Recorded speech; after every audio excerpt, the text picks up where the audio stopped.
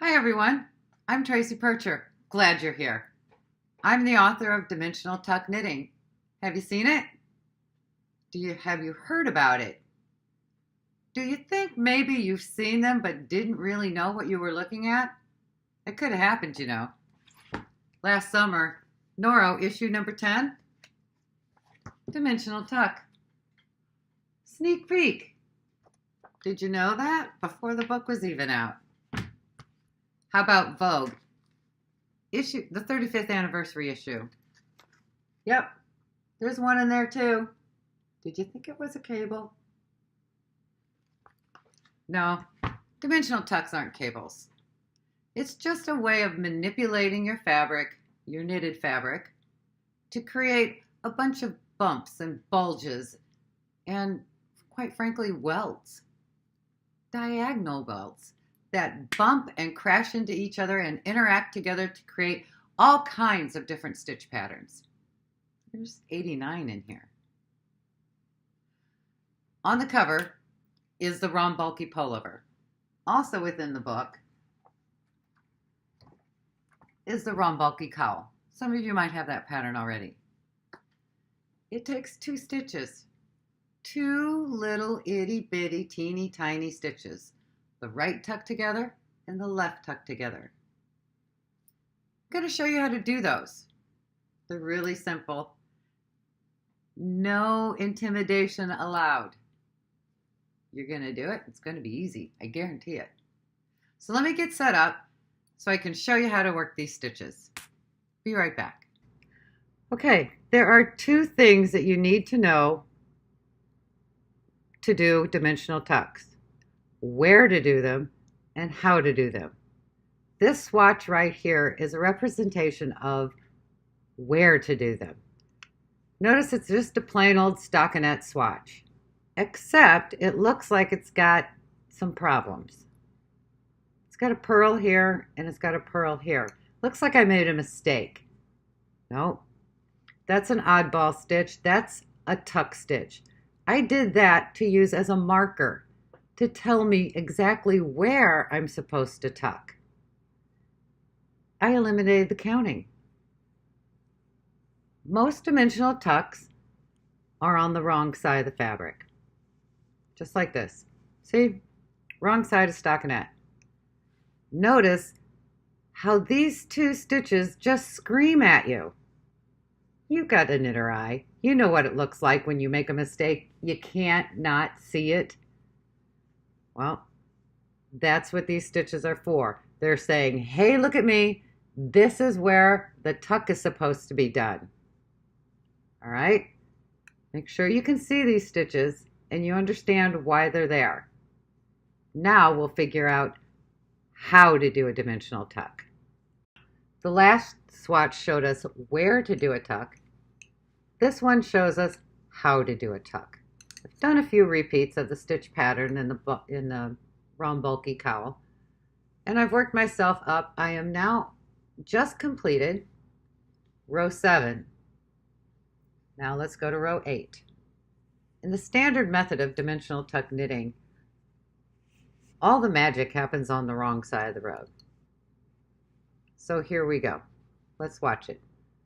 In row 8, it tells us to slip the first stitch and knit the next. Those are just the edge stitches. Now I'm supposed to purl 5.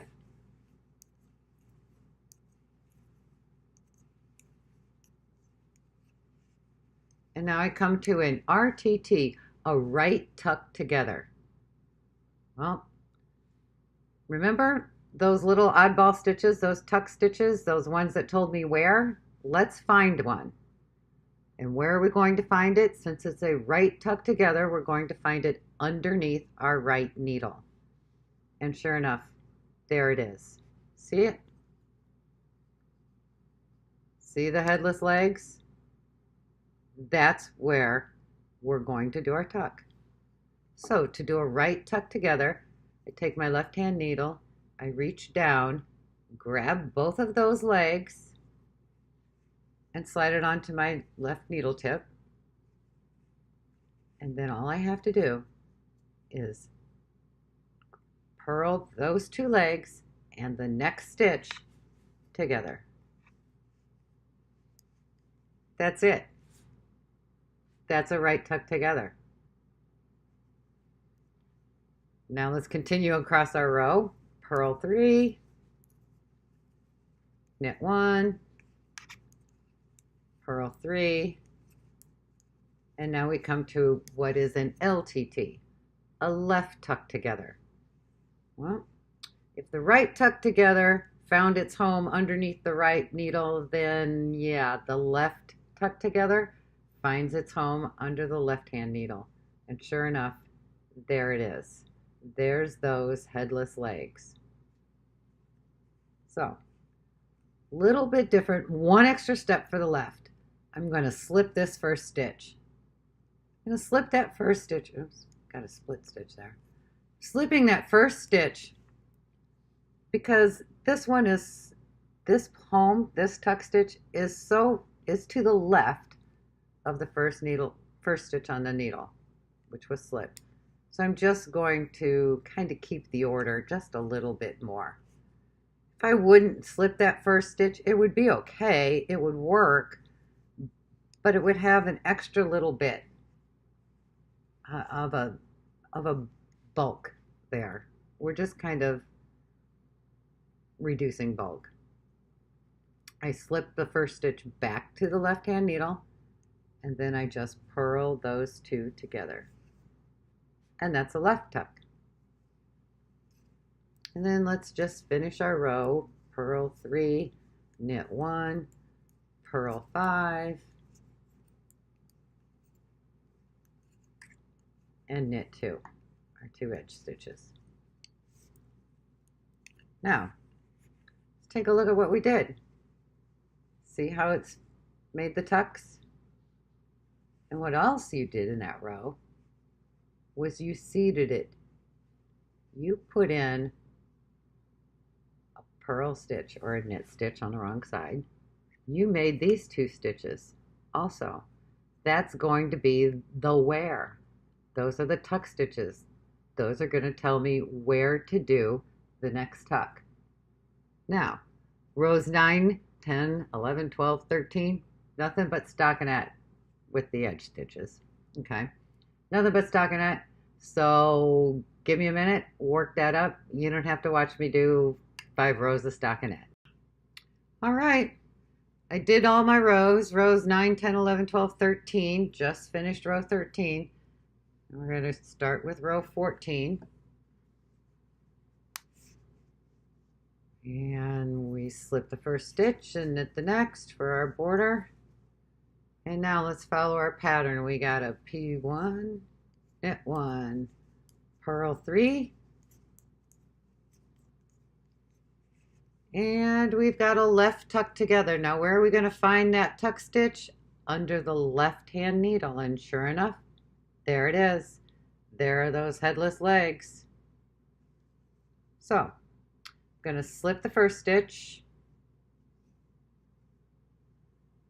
reach down, grab both these legs, bring it up to my left hand needle, and return the slip stitch. Now I'm going to take purl the first stitch on the needle and the 2 legs, left tuck together, complete. Now the row continues on with purl 11,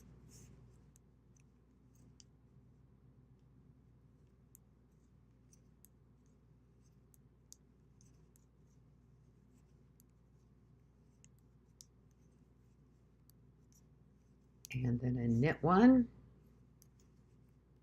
purl 3, and a right tuck together. So where's that tuck stitch going to be?